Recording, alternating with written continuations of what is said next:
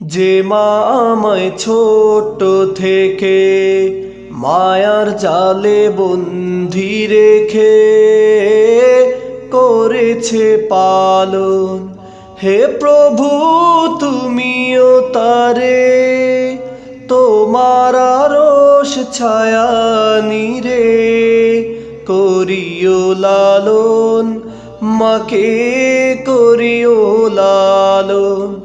যে মা আমায় ছোট থেকে মায়ার জালে বন্দি রেখে করেছে পালন, হে প্রভু তুমিও তারে তোমার আরশ ছায়া নিরে করিও লালন, মাকে করিও লালন।